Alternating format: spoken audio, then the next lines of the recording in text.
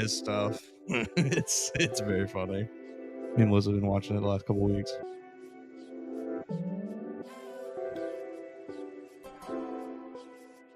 Yeah, Glow. This is the Joe Gaither Show When Williams on getting dealt yesterday, give us BamaCentral.com. something to talk about, maybe. Oh yeah. We got plenty. We got plenty. Good morning. We are live in the Derek Daniels State Farm Studios. It's the Joe Gaither Show on Bama Central, BamaCentral.com. Watching us on the Bama Central YouTube channel, listening to us on Facebook, on Spotify, Apple Podcasts, Amazon. You're watching us on the Bama Central Facebook.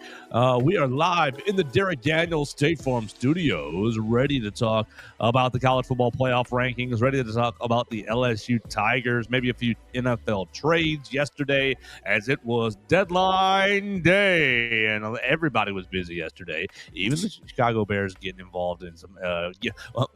My Bears podcast co-host called it a warm body. We got a warm body. Bro. All right. We're down. Yeah, right. So we're gonna have a lot of fun today talking about really the college football playoff rankings, Alabama and LSU. We'll get into the St. John's basketball game here in the next couple of days, but we'll talk about Quentin Williams getting dealt from New York to Dallas, and a whole lot more right here on the program. You can call the voicemail line at 205-462-7340, extension 800. You can leave us a comment at JoeGaither6, at MAWoods_ on the Twitter machine, at Bama Central. We're going to have a lot of fun today, but we want to remind you the program is brought to you by Strength Roofing and Siding.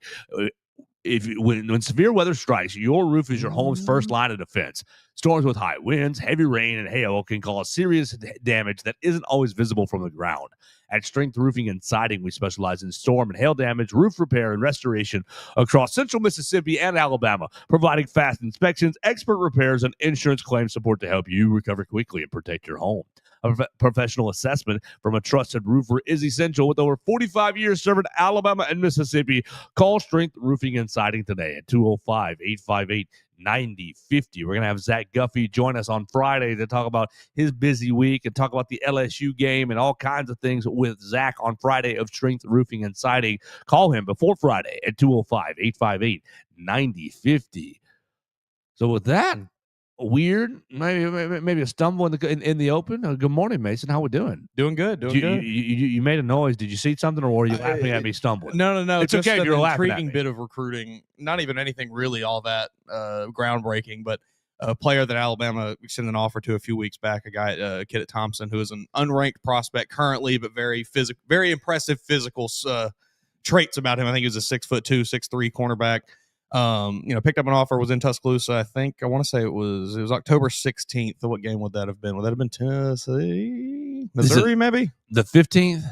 16th. Yeah, I guess it would have been the 15th probably that he was going to be, whatever that weekend was. Right. It was Vanderbilt the 4th. It was at Missouri, right, the 10th and 11th, and then back home the 16th, 17th, and 18th. 18th was the Tennessee game. So that was the one he was here for. So he was here for the Tennessee. Anyway, all this to say, he has picked up another SEC offer as of yesterday from Ole Miss, and it's, when I wrote about him originally, I said this is a guy that maybe could be a quick riser once other teams start to catch on in the class, and it seems like it is certainly going to be that way. Lane Kiffin just says, "Who y'all offering Alabama? I'm offering them too." Good on Alabama getting in early. I do think, like I said, this is a guy who, while he may be unranked currently, could wind up being a pretty decent in-state What's prospect. his name? Junior James. Junior James, a wide receiver, cornerback, outside linebacker, defensive back. Ooh, yeah, Junior James laying the wood from the back end. 6'3", 192 safety. Okay, safety. We like it. We like from it. Thompson. So teammates with Trent Seaborn in the same class as Trent Seaborn, 2027 guy. We'll see. Keep an eye out. All right, Junior James. Everett Osmer chiming in on the Facebook page. You guys can as well on the Facebook comments. Mason Woods, I heard you were going to take over Bama Central. Is that true?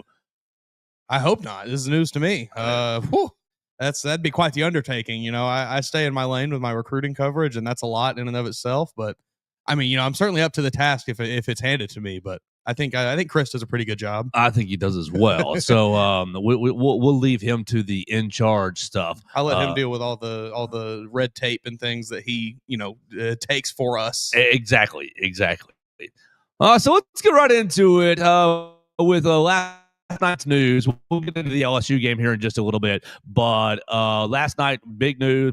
Everybody falling all over themselves. The first college football playoff rankings were released at the door. Oh my gosh, how silly. That was the hat silly. that they were handed right when they walked in the door because they were all the same CFP branded Right. white baseball caps. How silly was that? We're not biased at all.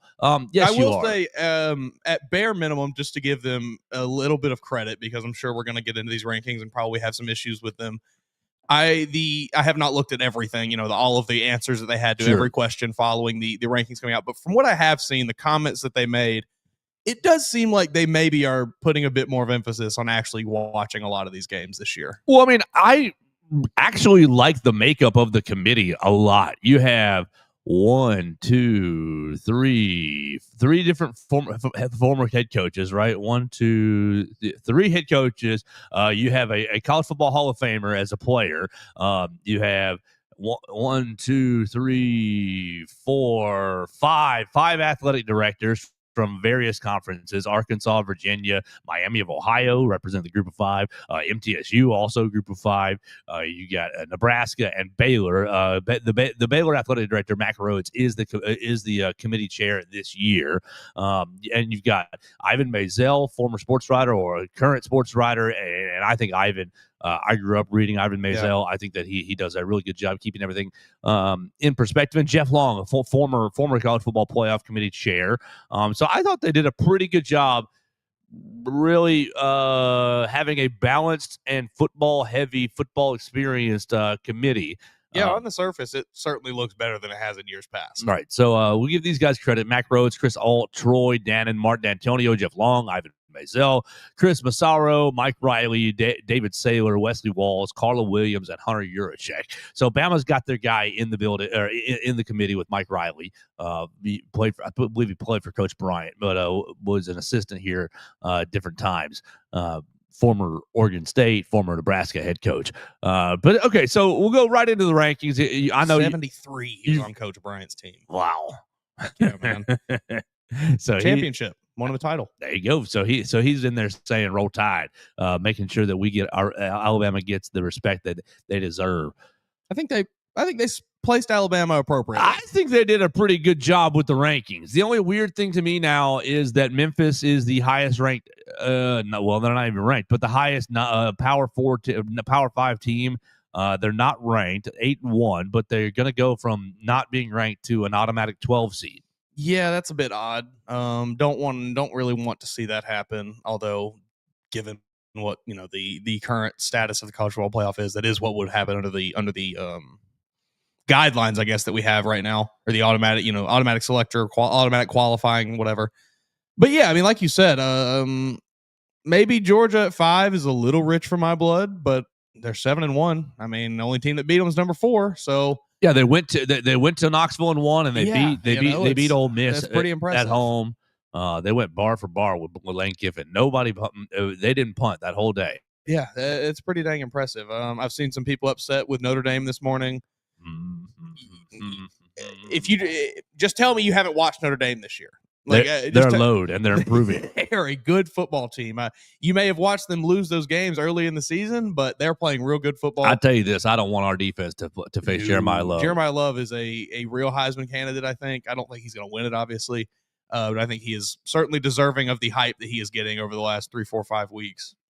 Yeah, I would not feel good about Alabama's defense facing Jeremiah Love because he is an every down guy, lunch pail every single down. He can take. He's just impossible to tackle. Like the guy just and their defense has been getting better and better each week. CJ Carr's looking pretty good. Like they are improving. I mean, it's very similar to Alabama, where early season blunder, and then they have just steadily improved week in, week out since then. Right, you go on the road to lose to Miami. You also lose at home in a razor thin margin to number 3 Texas A&M, undefeated Texas A&M. You beat everybody else. You wax Arkansas. You beat everybody else pretty handily. I'm not too upset with Notre Dame being up there either. But here's the rankings. If you didn't get it, 25-1, you got 25 Tennessee, 24 Pittsburgh, 23 Washington, 22 Missouri, 21 Michigan, 20 Iowa, 19 USC Southern Cal, 18 Miami, 17 Georgia Tech, 16 Vanderbilt, 15 Louisville, 14 Utah, 14 Virginia, 13 Utah, 12 Oklahoma, 11 Texas, 10 Notre Dame, 9 Oregon, 8 Texas Tech, 7 BYU, 6 Ole Miss, 5 Georgia, 4 Alabama, 3 Texas A&M, and 2 Indiana, and 1 Ohio State, the Ohio State University. I think they did a pretty good job. Is my opinion of these first rankings. Yeah, I mean, Michigan is not a good football team. I don't know why people keep trying to tell me Michigan's a good football team. Michigan's not good. They're really overrated. They have been all year. The only 2 good teams they've played all year, they lost to handily. So I will continue to bang that drum that Michigan is not actually good. But yeah, that's really the only glaring problem I have right here. I mean, sure, maybe people want to talk about Virginia, Louisville being as high as they are, but until somebody beats them, you got to put them there. I mean, they're 8-1, 7-1. They both got good wins. Louisville obviously beating Miami, and Virginia.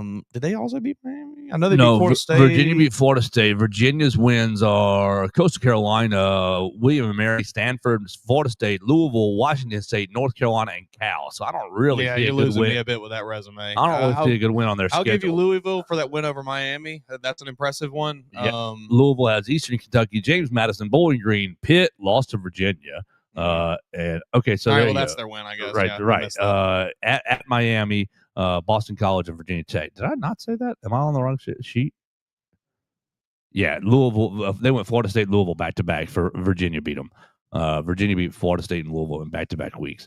Georgia, I think Georgia's resume speaks for itself at Tennessee and beating Ole Miss at home, just in an absolute shootout, and playing Alabama to a 3-point game.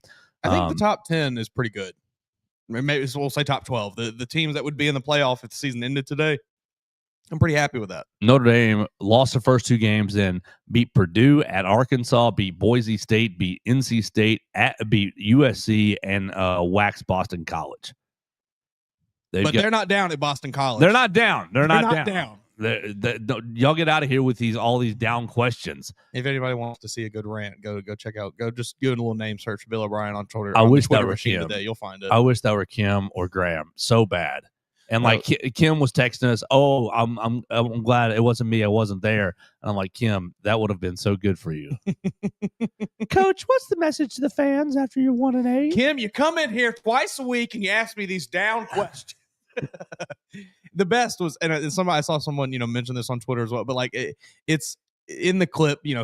For anyone that has not seen it yet, I'm sure many of you have, but it's about a minute long clip where Bill O'Brien goes off on this reporter. We're working. And in my opinion, I don't think it's really as bad as people are making it out to be. The reporter asks him, "Hey, coach, I've talked to a lot of fans about this 1-8 season. Obviously, the fans are down right now. What's kind of the vibe in the building? What is anybody down?" And he's like, you come in here only once a month and you ask these questions. No one's down. We're working hard. And, he goes off for 30, 40 seconds about it. And then just immediately. We're in the second year of our program.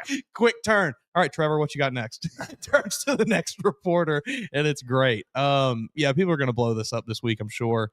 Bill O'Brien probably is going to get fired, I would guess. No, I don't think so. I hope not. I do think you need to give him a little time, especially at a place like Boston College. What were your expectations going into the season anyway? 12-0 playoff. Yeah, ridiculous. But anyway, we can get back to the playoff now. That's a bit of a tangent. Yeah, just go search Bill O'Brien if you want to see a good coach rant this today. Yeah, he lost his mind on a fella yesterday. I went out and said maybe if they weren't 1-8, he'd show up more than once a month. And somebody, isn't it his job to cover the team? I think this guy's a TV guy. That's what I saw. I think he's a play-by-play guy for the BC either radio network or maybe it was a TV guy. But I saw he's not like I'm writing stories about this team, 3, 4, 10 times a week, whatever it is. Yeah, so it's just a funny moment from Bill O'Brien. But I thought they did a fine job with these first playoff rankings. There's still so much to shake out that it doesn't really matter right now. You're going to have to get to the end of the year. Ohio State and Indiana are going to play each other in the Big Ten championship. If Alabama and Texas A&M handle their business, they're going to play each other in the SEC championship, and that'll shake some things out as well. Will BYU finish undefeated? Won't BYU and Texas Tech play each other in the Big 12 championship? That'll shake some things out as well. I think you've got a few more miles left to go before anybody overreacts to what the playoff committee did yesterday. How does this go? Okay, perfect. I've got the AP top 25 mirrored with the college football playoff ranking, and all right. You have Oregon at 6 in the AP, 9 in the playoff poll. Okay, Ole Miss at 7 in the AP, 6 in the playoff poll. BYU 8 in the AP, 7 in the poll. Texas Tech 9 in the AP, 8 in the poll. Like this is basically mirrored. All right, you keep going. Texas at 13 in the AP, 11. Like you're talking minuscule spots. You're not talking like they did anything dramatic, anything drastic. Vanderbilt 15 in the AP, 16 in the playoff poll. Georgia Tech lost down by 1 spot, 16 in the AP, 17 in the playoff poll. Like everything else is pretty well mirrored. I guess Missouri 19 in the AP, 22 in the college football playoff poll. Like cry me a daggum river if you're crying about 3 spots here. I think that they basically took the AP poll and like, that's pretty good. Let's make a couple adjustments based on our own biases and our own thoughts. But by and large, I don't have any. I don't see anything majorly controversial here. No, I don't really have a huge issue. I'm looking through here. I'm still some of these Big Ten teams, and this is probably my own SEC bias showing a bit, but like teams like Oregon. Yeah, Oregon doesn't have a really great You don't have win. a good win. I think I was looking at a stat yesterday. The combined record of the teams that Oregon has beat this season is like 18-30. So you haven't really beat. You went in and got the big win at Happy Valley that we all thought was one of the greatest wins of the season, and then Penn State fell off a cliff, and they've been one of the worst teams in the country since, basically.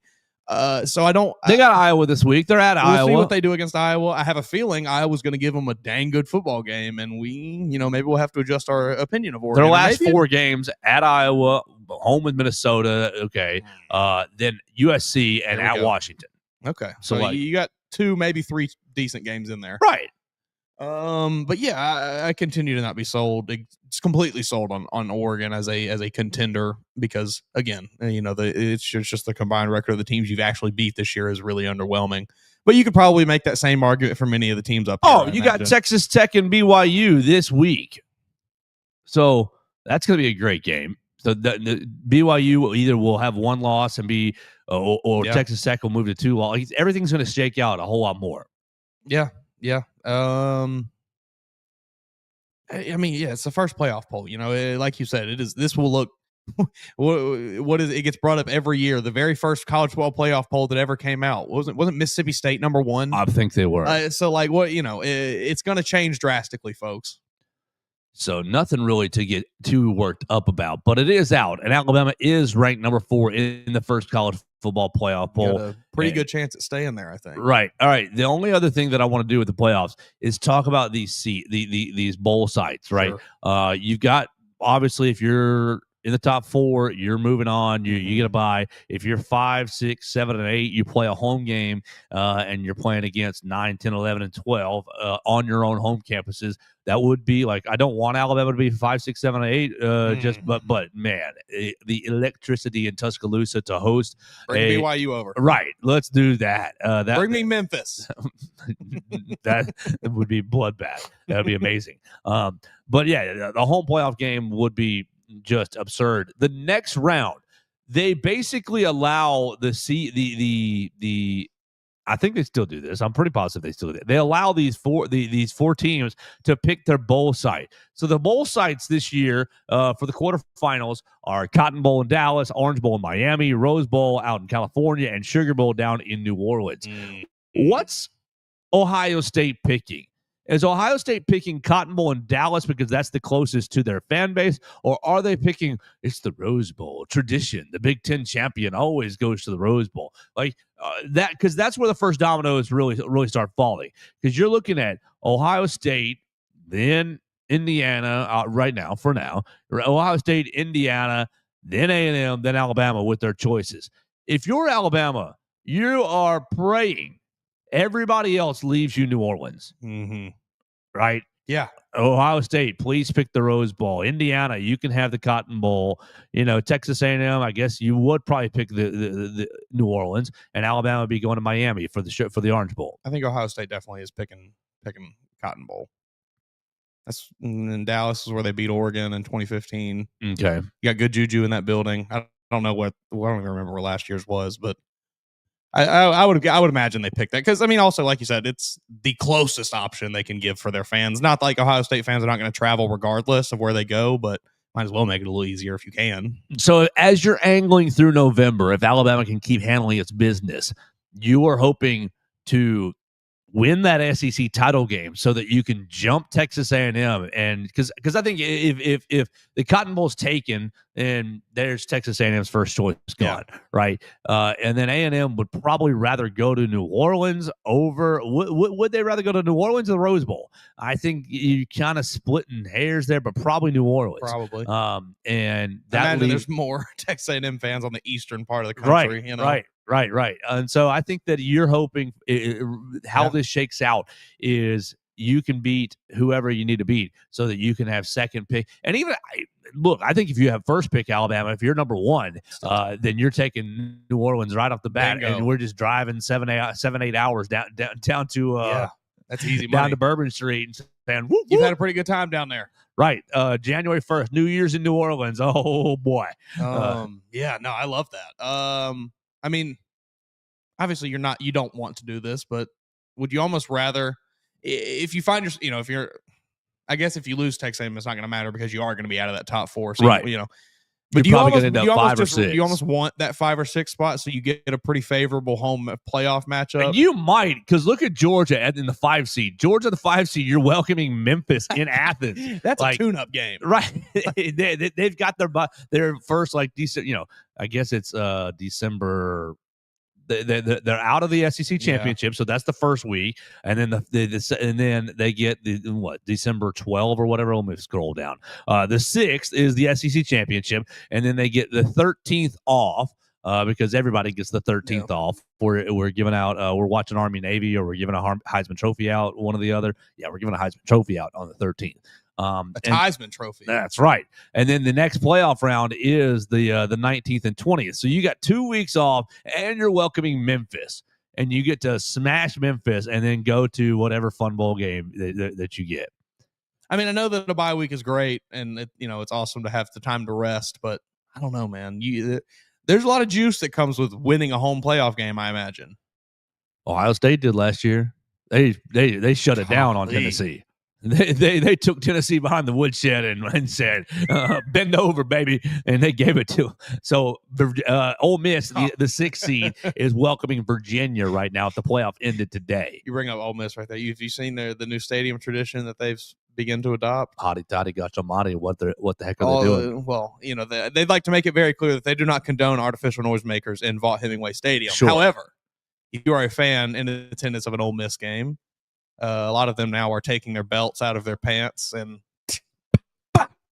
smacking the belts on the seats. And they posted a video and you could hear it. Just the thousands of them. Thousands. I love it. Wow. Belt to you know what. Wow. I love that. I'll have to look that up. That's got to be intimidating. You just hear it. Smack. Thousands of people. Oh, it was a great video. Okay. Everybody's clapping their belts, pop, pop. It was good.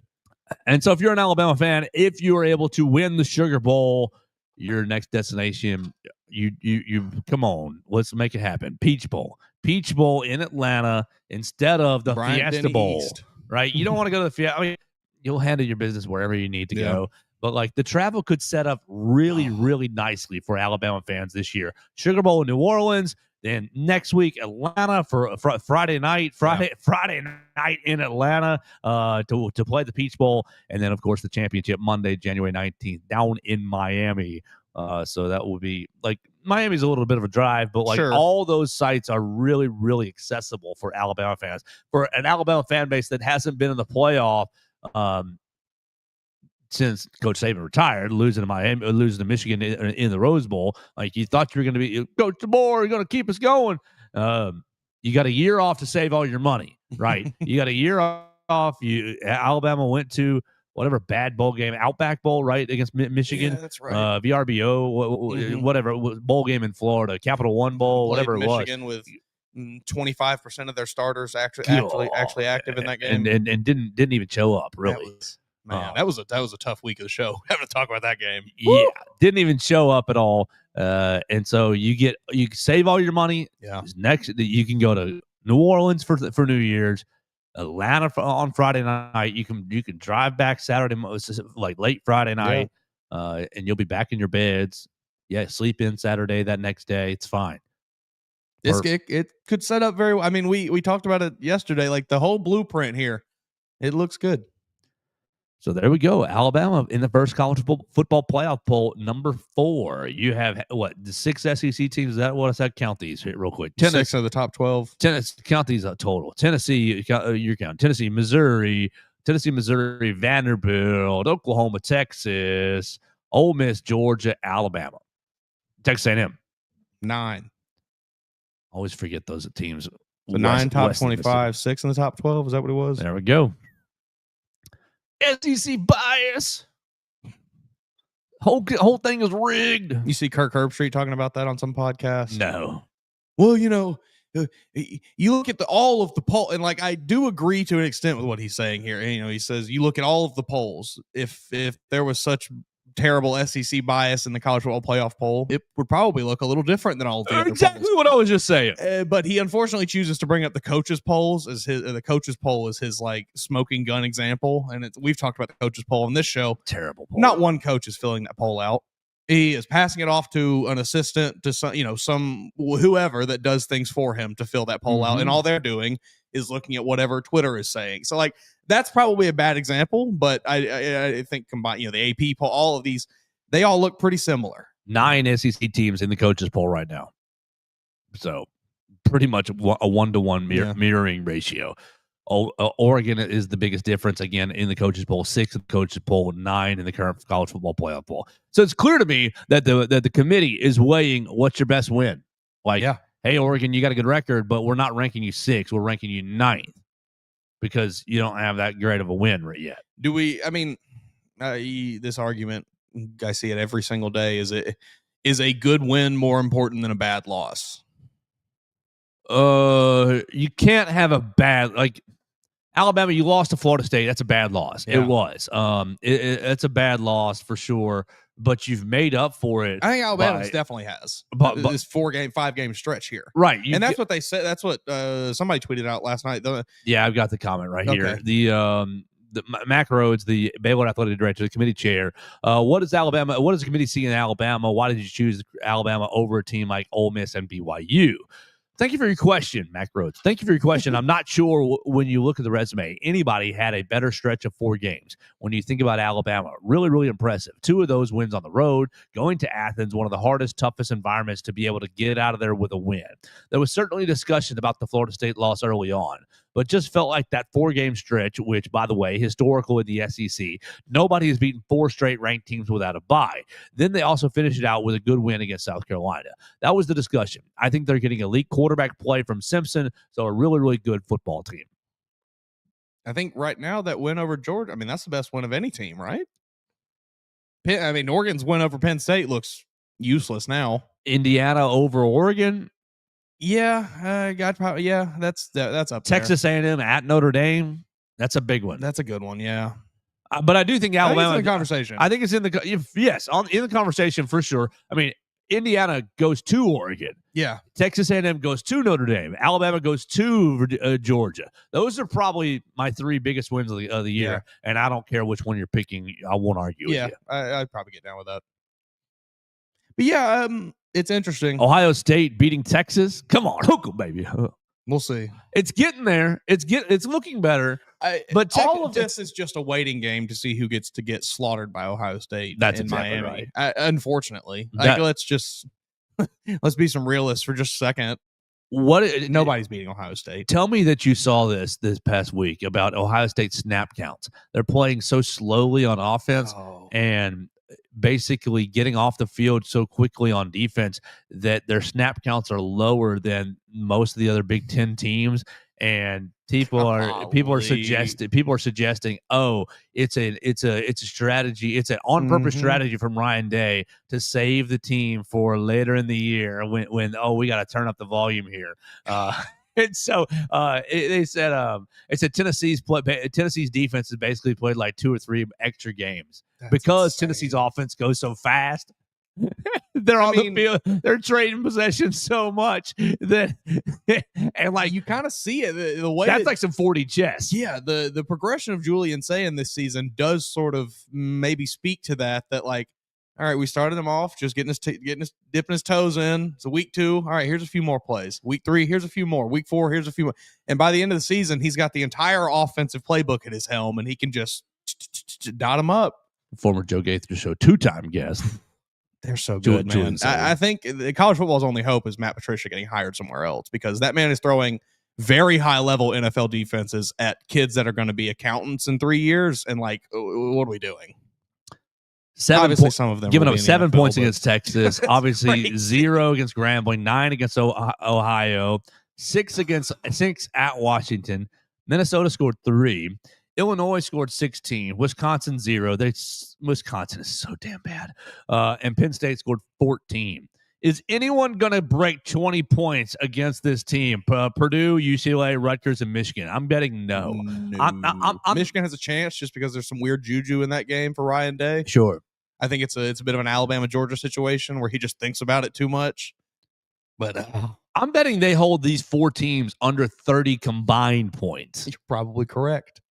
I would say that you were probably correct. And I bet Michigan scores like 17 of those. Right. UCLA, they've been a nice little story after they fired their coach, but yeah, you're going to get smoked too. What? It is just, man, UCLA's been scoring some points. 42 against Penn State, after they fired their coach. 38 against Michigan State, 20 against Maryland. Indiana beat them 56-6. Yes, they did. A bit of a wake-up call for UCLA in that one. Ohio State, dude. Does Ohio State give up 30 more points the rest of the regular season? Oh, it's just ridiculous. They are so good. For anyone that is, rejecting that at all, like just accept it. Ohio State is by and large better than every other team. We're gonna get some hate from Dax.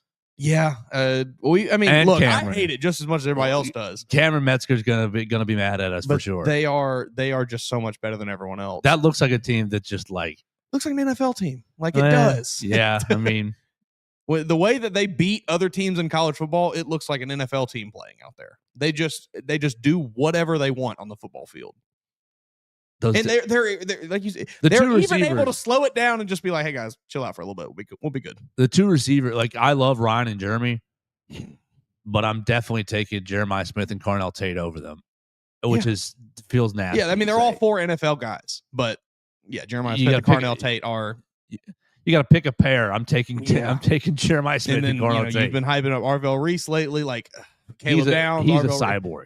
You've probably got it. You've got at least 2 first rounders on that defense. Arvell Reese would do bad things to our tackle. Golly, man, would do very bad things to our tackle. Any Bama fans listening, if you can one Saturday just turn your hate Ohio State brain off for like a few hours and just watch them, you will see some very, very good football. Problem is they're always playing Big Ten Network. I don't have Big Ten Network on my cable package. This week at noon, they're playing Purdue at Big Ten Network. Next week, UCLA, 6:30 NBC. Well, I'm going to be still working on my Oklahoma write-ups after that time. That's because the bottom 2/3 of the Big Ten is garbage. 11 a.m. on Fox on the last day against Michigan. They're going to make Dave Portnoy cry. I hope so. I do too. I hope so. I really am not a fan of Dave Portnoy's. Me either. And I think it's okay to be a homer to a degree, but to be wearing all the garb on TV, it's one thing to be a homer, and it's another thing to just be objectively obtuse to actual football. Right. And he is that. He just ignores actual factual evidence against him in his Michigan propaganda. It's very annoying. It's not like a fun. I don't know. It's different from Danny Cannell. He's living in an alternate reality. Yes. All right, so we got to get this thing back on the rails. I want to look at LSU. I made a vocal error yesterday saying something that wasn't true. We'll correct that. And we'll talk about these LSU skill position players. We will talk about the last 2 years LSU's game with Jalen Milroe kind of going crazy. Can Ty Simpson replicate any of that? We're going to hear from Frank Wilson at 10 a.m. on the SEC Coaches Teleconference. We're going to hear from Coach Kalen DeBoer at 11:30. You can find both those on the BamaCentral YouTube channel right now, or excuse me, once they're up. Right now, you can already find Ty Simpson, Deontay Lawson, Tim Keenan, and Jam Miller, all on the BamaCentral YouTube channel, and Caden Proctor as well on the BamaCentral YouTube channel. If you want to see those player interviews, you can check those out right there on the BamaCentral YouTube channel. But first, we do want to tell you that the program is brought to you by Strength Roofing and Siding. They're backed by 45 years of expertise, tens of thousands of roof installs, over 400 five-star customer reviews across the country. Company Strength Roofing and Siding offers our customers the highest quality materials, fast install times, and the market-leading extended warranties. Our Tuscaloosa local roofing experts provide expert residential roof replacement and comprehensive repair service for homeowners across the greater Tuscaloosa area. Call them at 205-858-9050 for your free roof inspection. Zach Guffey will come out, get on top of your roof, make sure that you're good to go for the rest of the winter and for the spring storm season ahead. Zach's not going to sit here and sell you a new roof if you don't need one. He'll let you know if your roof is good for the next 10 years, 5 years, 3 years. If you've got a trouble spot brewing or if you need to replace the whole roof, they'll take care of you to make sure that when you step into your home at night or when the storms are storming late at night, you hear the rain, you hear the wind, you've got peace of mind. Call them at 205-858-9050 today. Strength Roofing and Siding. All right, Mason Woods. I first want to correct something that I got into yesterday. We were talking about Harlan Berry and we were talking about Caden Durham, and I was off the cuff going because I didn't really see a lot of Caden Durham in the Texas A&M game, and that's really the first game that I started to look at. But I said, "Oh, Caden Durham, he hasn't really played all year, has he?" That is factually incorrect. He has appeared in 1, 2, 3, 4, 5, 6, 7 other games. I think they've played 8, right? He's played limited usage, right? He's got 79 carries, the most on the team, 378 yards, and 2 touchdowns. So really has struggled, averaging 4.8 yards per carry, but really, I mean, 6.2 against Florida. But I mean, 8 games into the season, you only have 79 carries. Like, you're not the feature guy, right? We're not running the rock very too much. You had you have Harlan Berry with 46 carries, Jojuan Johnson with 28, Nussmeier 27. I'm sure sack yardage is accounted for in that. Xavier Thomas with 15, Michael Van Buren as your dual threat quarterback with 9, Caleb Jackson with 7, and so on and so forth. They're really only running the ball 850 yards this season as a team. 850 yards in 8 games. So not good offensively. You look at their offense, they're averaging offense rushing 100 yards per game, which we've talked about Alabama against Power 4 opponents being at 108. Well, they've also played, Southeast Louisiana and just not good. It's 106 yards against maybe not the best competition always. Obviously, Texas A&M is going to hold them down. Clemson's defense was pretty decent, but they got Louisiana Tech and Southeast Louisiana on their radar. Florida got after them as well on the ground. So not a great rushing offense. I wanted to correct that the Caden Durham usage for anybody that listens to the show religiously and heard that and either thought he's a fool or you took that as gospel. Let's correct that. But what I want to talk about is Deontay Lawson's comment. This is the best skill position group we have faced all year. Is that accurate? I mean, I think it might be. I do think it might be, but who else is it? Georgia was good. Yeah, Georgia, Zachariah Branch stands alone, in my opinion. Zachariah Branch and Nate Frazier are a pretty daggum good combo. Sure. But I do think it's kind of Zachariah Branch and everybody else. Tennessee. Yeah. Tennessee with Chris Brazel Chris and Deshaun Bishop and then you had Kitzelman playing tight end, who was fine but steady, right? Yeah. You've got South Carolina, she'll face on Nick Harbor, and I would almost even say Lenore Sellers is a skilled position player in and of himself. But I mean, we talked about Nick Harbor. Like, Nick Harbor does one thing good. He flew down the field and caught a big pass. Sure, but he is not a versatile weapon for that offense. Barian Brown, Aaron Anderson, and Tre'Davious Green are kind of the three guys, and obviously Xavier Thomas as well. Xavier Thomas kind of like their little X factor with running and receiving. Xavier Thomas, 15 carries, 20 receptions. He has 360 yards from scrimmage and 3 touchdowns. I'm concerned about Tre'Davious Green. Yeah. The tight end, 21 receptions, 264 and 4 touchdowns. Red zone monster. I'm a little concerned about Aaron Anderson. My major concern is, we talked about it yesterday, the RPO game, but it's playing out on the edges. If you're just throwing the ball, even if it's not just an RPO, if it's called screen, if it's just call a swing pass, called screen, will Dijon Lee's, I think Bray Hubbard. I think Bray Hubbard's pretty good going side to side. Right. And Bray Hubbard's going to play the edges pretty well. And Dijon Lee's going to try to, I think. He'll get his head in there. Right. I think this might be a Deshaun Jones game as well, because I think Deshaun Jones is pretty physical as out there. Unfortunately, a game you will be without Dre Kirkpatrick Jr. Not that he's a huge impactful guy this season, but he is one of those where it's like, this would be an area you'd like him. Yes, this is a game where you'd maybe like to see him, have him out there to lay some hits. I mean, Morgan. It's going to be a big Red Morgan game. Love to see Red Morgan out there. He just gets me fired up. And Deontay said number 4, which is Nick Anderson. Doesn't it? What's he done this year? Nick Anderson. Did he transfer from Oklahoma? 10 receptions, 74 yards, and two touchdowns. Deontay said number 4 is a sneaky one. He did transfer from Oklahoma. So how are we feeling about this on a Wednesday? We're going to talk to the coaches here in just a little bit. You looking at the looking at the line? Alabama is favored by 9.5.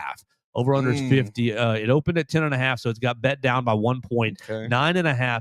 I like that number, and I like Alabama on that number right there. But I think it's going to be one of those, like, first 2.5 quarters into the third quarter. LSU's hanging around, and then does Garrett Nussmeier throw a bad interception, or is it we've gone 3 and out, and it starts stacking on us? I think Alabama is going to be able to pull away in the fourth quarter and take care of it. It's going to be pretty close to 2 years ago. Was that 2023, where it was close until Jaden Daniels got knocked out of the game, LSU Alabama. And I'm not hoping or saying that 31-10 or something like that. 42-28 2 years ago in Tuscaloosa.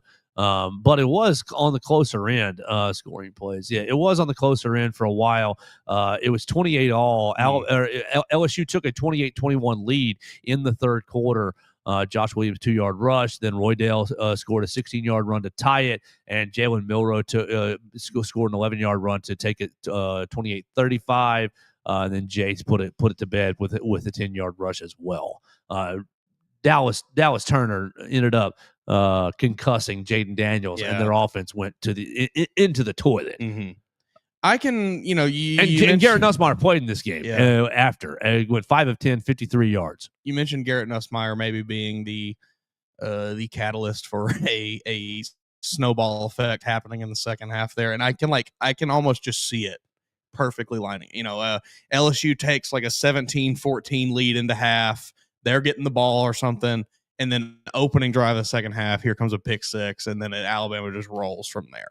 It's like almost I can just see the whole thing playing out in my head. Now, that probably won't happen because, of course, when I make predictions, they very rarely do come true.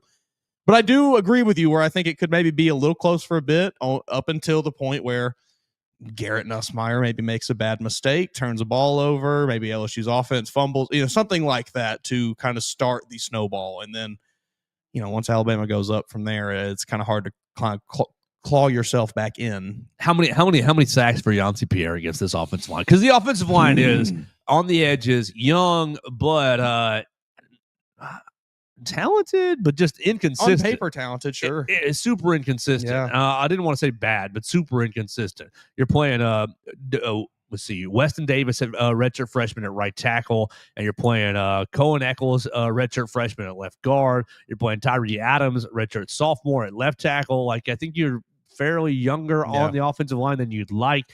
Garrett Nussmeier's thrown 5 interceptions this year, threw 2 against South Carolina, and then 1 against Ole Miss and 1 against Florida, and we don't care about the one that you threw against Louisiana Tech. But protected the ball decently. I mean, pretty well against Clemson. 73% completion. That was when they were still. That was when we all thought LSU was still good, and they thought they were still good. Right. Like, I know that's a weird kind of like we can't quantify that sort of thing, but that is a real. I think the mental aspect of this team, where you go from being a preseason, this could be a championship contender, and you come out hot week 1, you get your big week 1 win finally. But, like, it's just kind of slowly fallen off since then. Like, Garrett Nussmeier is not the same quarterback in week 9 that he was in week 1. Yeah. Mentally. Against Texas A&M, yards per attempt, 4.8 yards per attempt. Not good. And that's obviously the lowest of the season. He ended up with 8.8 against Southeast Louisiana. How many times did they sack him? Do we have that? Yeah, I can find that pretty quickly. I got to find which tab. He's been sacked 14 times this season. Basically, all all my spider webs. I've got his game log pulled up here. Texas A&M sacked him on the box score 5 times. Yeah, no, 7. They sacked him 7 times according to the ESPNs of the world. Weird. Okay, I'm looking at. Okay. DJ Hicks 1.5, Marco Jones half, that's 2, Scooby Williams 2, that's 4, DJ Searcy 2, that's 6. Did any other quarterbacks play that day? Maybe that's where I'm looking at the wrong category. 1.5, 3, 4, 5, 6, 7. Yeah, Cassius Howell 2, Jordan Lockhart 1. So 7 sacks on the day for the A&M Aggies, and like. So Nussmeier himself has been sacked. LT Overton. Go get you somebody. You've been MIA, not MIA, but you haven't got this double-digit sack goal that you've been wanting this year. This will be a great time to stack up a few. You go get you 3 on Saturday. Like you're back on track. You're back on track. Let's see. LT this season defense sacks. LT has 3. You get 3 this weekend, you're at 6. You're right back on track. Can get you 2 against Eastern Illinois, 1 against Oklahoma, 1 against Auburn, and you're there. Yeah, you're right there. I mean, this should look like a Zach Mettenberger crawling himself to the 50-yard line to, will himself off of the turf after being sacked for the 4th time in a row. Like, this should be one of those performances for the Alabama defense. How concerned are you on Kane Womack just going red, just seeing red and blitz, just to be honest, I'm not that concerned because I don't think Garrett Nussmeier is really a quarterback that's going to wiggle his way out of a ton of those and make these like super electrifying athletic plays where he's rolling out and spinning and like if you get 2 or 3 guys barreling down on Garrett, he's going down. He's not gonna juke 2 guys out. You don't think he's just gonna whip the ball out, trade as Green, little 2-yard out route from the tight end. Aaron Anderson, little inside drag route from outside in. It's possible, and just be whipping it out. But he also might just throw a pick there. Last year, that was my big concern, or that was not my big concern. That my big critique on Garrett Nussmeier was I thought that when you showed him something pre-snap, if you stayed in it, then he was able to. Looks like cover 2. My cover 2 beaters over here. Yeah. Snap. Oh, pressure. I'm still beating it because I know the answer here. Mm-hmm. But looks like cover 2. Snap. Pressure. Oh, it's cover 3. Well, I've already thrown it too late. The picture's changed into somebody else's hands. Yeah. I think we could see that. I mean, in this game, he's been better this year than he was last season. Yeah. What was he? 29 touchdowns to 12 interceptions last year. And I wonder if the bye week is really. I wonder if the bye. I'm sorry. No. If the bye, he suffered a little preseason knee, not big injury, but strain or something. I wonder if the bye week. I wonder if how healthy he is. If he's closer to 100% than he's ever been this year. It probably helps some, but I do think with with something like that, like the bye week, he's not healing. He probably feels resting a little better. He might feel a little better for the first quarter and a half of this game till Agent Zero gets a hold of him. But yeah, by halftime it'll be just like it's been the rest of the season, where he's probably got some nagging, lingering pain. Not anything that's going to sideline him, but something that will hamper his ability just a bit. Let that Agent Zero get a hold of him one good time. Ooh, man, he's struggling. Just statistically, struggling this year. 6.8 yards averaged, 6.8 yards per attempt this whole season. Only 12 touchdowns to 5. He had a good season last year. 29 touchdowns. I mean, over 4,000 yards. Completed almost over 64% of his passes. Struggling a little bit this year. That offense has been anemic. Yeah, a little better completion percentage, Yeah. but lower touchdown rate. He's not even going to come close. Way lower touchdown rate. Way lower yards per attempt. His QB rating is lower. 142 last year, 133 this year. Dang, his QB rating is the lowest of his career. Yeah. Not good. But I think injury and I think a bad offensive line is But that bad offensive line is why I go back to yesterday's conversation where I think you're going to RPO Alabama to death, because it's like, hey, you got 5 in the box, we're going to run. Yeah. You got 7 in the box, we're going to hit this RPO swing pass, this RPO little short little hitch pattern. You got to find some dogs in the secondary this week. You got to find some guys that are not afraid to get their heads get their helmet a little dirty. I don't know that this is a week for Damani Jackson. This is a week for, like you said, Deshaun Jones, Red Morgan, get Dijon Lee out there, get these kind of guys. Because that's what you'll need. Man. I don't feel good about I talked way too highly of him, I guess. I still think I'm right. Damn it. I still think we're right about him. I just don't know what it is. Let him get to the NFL, he'll be fine. But like going back to this game, the point spread there, like I don't like the 10.5, but I like it at 9.5. I can certainly see a 10-point win for Alabama. You going, aren't you? You got good seats. Didn't you tell me that? I will be there, yeah. They're pretty good seats. You and your buddies ended up with some premium seating? Yeah. I'm excited. I hope it's a good game. Not too good. So are you going to stand the whole time? Very likely, yeah. Make the people behind you mad? Probably purchase me some $15 beers. Oh yeah. Maybe we'll get Alabama moving up that national ranking for what did you see? Alcohol revenue. Go ahead, do you have that pulled up? I can find it really quick. It's from this guy on Twitter, Matt Brown, who what does he write? He writes for Extra Points. Let's see. Publisher of Extra Points. Newsletter for off-field stuff in college sports. So I originally found this guy doing reporting for the EA college football game, however long ago now, and have just kind of followed him since. But this week did a deep dive. He did a deep dive into the alcohol revenue data for, I guess, every team across the country, at least this looks like even outside of the Power Four as well. And yesterday he reports that Wisconsin was your national leader with the most alcohol revenue, which makes sense. They love drinking beer up there in Wisconsin. However, upon further inspection, he realized his numbers were incorrect, and Nebraska is actually your nationwide leader in alcohol revenue, I guess, across all sports in their stadiums, with just over $2 million last year. Alabama did not crack the top 20. I bet you if you made those beers $6, they would. I bet they would too. Instead of 14. Is Coastal Carolina on here? Tennessee was second, in a pretty distant second with 1.6 million, but second nonetheless. LSU third. Alabama's got to get their numbers up. Kentucky down here too with just under 1 million. Too many boomers in the stadium. And those are only Kentucky, LSU, and Tennessee. Those are our that's our SEC representation in the alcohol revenue top 20. All right, so let's finish this up by looking at Hunter DeCyver's piece this morning on BamaCentral.com, writing about Alabama players open up about the struggles with the run game. Ty Simpson talked about it yesterday, that there was going to be some new run game concepts. I think he was a little annoyed when I out and out asked him, so we're going to see some new run concepts this week? And he goes, yeah, we're going to see some new run concepts. We're going to see some new pass concepts also. I think that he was ready to wrap up the press conference right after that, to be honest with you, which is fine. It's okay. He probably, he just didn't expect anybody to ask it, probably. Right. Because somebody else asked about just Ryan Grubb's comments of we've got to get people fired up to run the ball. He goes, what does that look like? Getting people fired up to run the ball.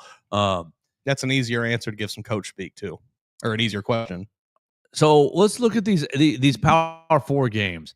Alabama against Florida State, 87, Wisconsin, 72, Georgia, 117, Vanderbilt, 146, Missouri, 125, Tennessee, 142, South Carolina, 72. Mason Woods, I'm going to pull up how many yards per game LSU has been giving up, Team Stats Football. What is going to be the rushing yard number for Alabama? You just read the Power 4 numbers. LSU is allowing the 10th most rushing yards in the conference at 134.75. So one more time, they're giving up 134 per game. Mm-hmm. Alabama, the last handful of Power 4 opponents, 87, 72, 117, 146, 125, 142, and 72. Where will this number be? Will it be over, under 120? Under. I think they get over 100, but I'm not going to give them over 120. I'm in that, like, I'm somewhere between like 105 and 115. Yeah, and the running backs get like 65. And it's like Jeremy Bernard on a big play. With about 25 on one explosive. Ryan with a big play. Yeah. I think Caden Proctor with 4. That 115 is with 2 explosives in there, of 25 or more probably. Ugh! Eyeball bleeding football. You can't run the football. Sometimes they can throw the ball. I mean, hey, if you can throw the ball effectively, Washington, you go back to that last year, like that was one of the most fun football teams I've ever seen in my life. The way that they were able to move the ball with Michael Penix just slinging it to Jalen Polk, Rome Odunze, and I can't remember the third guy now. I'm blanking on his name, but regardless, you had 3 NFL receivers on that offense and an NFL quarterback, and they said, "Man, we don't need to run the damn ball. We'll just keep throwing it."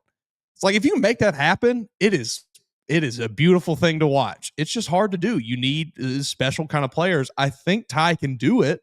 And I think they tried to do that a little bit against South Carolina, where they were pushing the ball downfield a lot more than we've seen this season.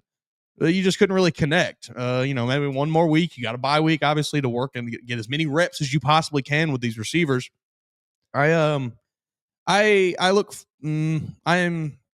optimistic that we will maybe see some of those connections actually work this week. 2 years ago, Jalen Milroe, 20 carries, 155, and 4 touchdowns against the LSU Tigers. Last year against the LSU touchdowns, Jalen Milroe, 12 carries, 185, and 4 touchdowns. Does Ty Simpson just channel his inner... I mean, Ty can move. Does Ty Simpson go over 65 yards? No. Go over 55 yards? No. 45? 30. I'd give him 35. I'd set his line at like 35. 2 rushing touchdowns? 1? 1. Oh, my. Ty, break them legs out, young man. He don't need to. He can throw the ball. Break them. Just let them play man coverage. Let them run them all off and just scooch on out there for 15, 20 yards. Slide and then do it again. He'll do that twice. Slide and then do it again. He'll do it once to get a crucial third down, like a 3rd and 9, and then again to get a touchdown. They play a lot of cover 1. I think we'll see Ty's legs. I just don't think it's going to be anything close. I mean, obviously, you're being, a little bit. I'm just looking at areas that this defense has struggled with. What did Marcel Reed get?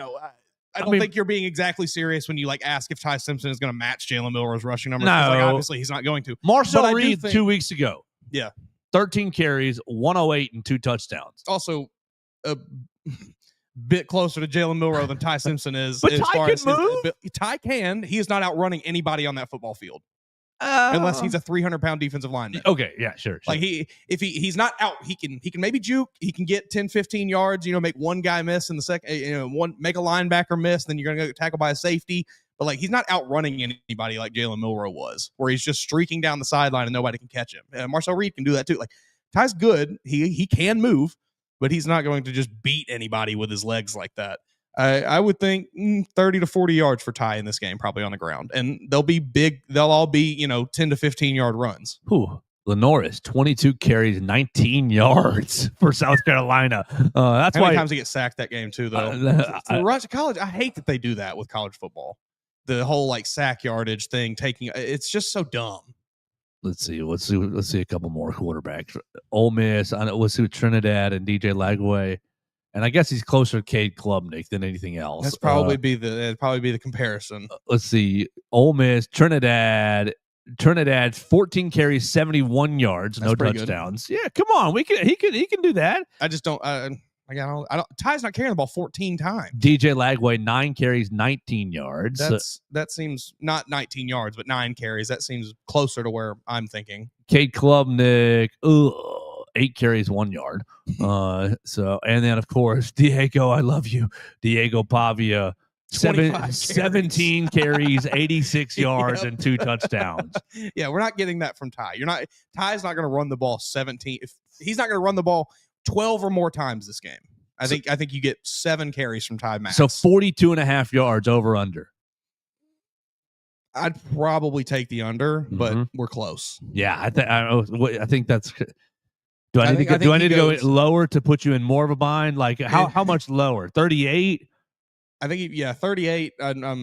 I might be hitting that over. You're just playing on the fence. I'm trying to find your gray area. Yeah, I'm between like 35 and 40, right in there probably. Okay. That's where I think he winds up. 2 touchdowns. That's on 6-7 carries. Red zone master. I hate it. I didn't mean to do it. I'll have to send that to Will Miller. He'll lose his brain. Will Miller loves that. I hate that I have to even think about it now when I talk. I don't think about it because I don't follow those trends. That's true. I shouldn't think about it. I saw a video of I don't even know what it was, some NBA game, I think, or maybe a college basketball game even. A bunch of young children had been invited to attend the game, and they were filling a whole section of it looked like an entire middle school or something. It was a ton of kids. And 66, guy steps up for a free throw, 67. The roof fell off the place. It was insane. I've never heard so many 12-year-olds screaming. They were doing the commercials on CBS this week. The NFL, they had it's ruined now. Was it Jim Nantz or somebody that's on the 6-7? Yeah, it's ruined now. As soon as brands find out about it, everything is ruined. Right. Really, it's before that, but that's a different conversation. All right, so we got to get out of here for the day. Mason, you got anything else left on this LSU game or anything left on your bone today?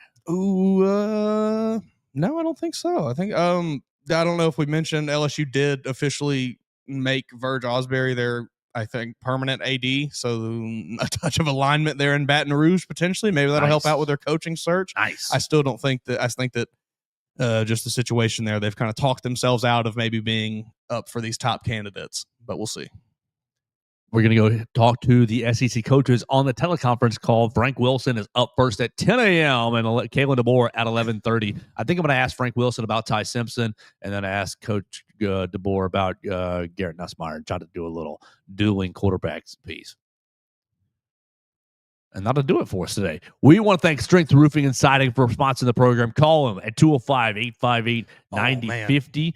Zach Guffey's going to join us on Friday. We want to thank Derek Daniel for sponsoring the program. Call Derek for all your insurance needs at 205-758-3391. Was that all man worth it? Or just real quick before we get out, there is a kid that is about to break Derrick Henry's high school rushing record, and that's insane. I never thought we'd see the day. A kid named Miles McLaughlin in, I think Illinois, Indiana. Yeah, one of those two. Just go check out his Max Prep page. You can see his game log. He's averaging like 400 yards a game. It's insane. He needs, I think, to average 280 over the last 4 games of the season or something like that, or through the playoffs or whatever, but we'll see if he does it. It's a cool story. Good luck to you, Miles. We'll see if you can break King Henry's record. Never thought we'd see that day. We'll talk to you tomorrow. We'll talk more Alabama LSU. It'll be more in-depth than we did today. We did okay. We did about a B- today on LSU. Maybe I could push for a B, but tomorrow we will have a lot more LSU conversation. And then we'll have Football Friday. We'll combine Football Friday with St. John's basketball. St. John's Red Storm on Saturday at 11 a.m. I cannot wait to see Alabama in Madison Square Garden. It's going to be a great rest of the week. We appreciate everybody watching the show, sharing the show with a friend, rating, reviewing the show on Spotify, Apple Podcasts, and Amazon. We'll talk to you tomorrow on the Joe Gaither Show on BamaCentral, BamaCentral.com.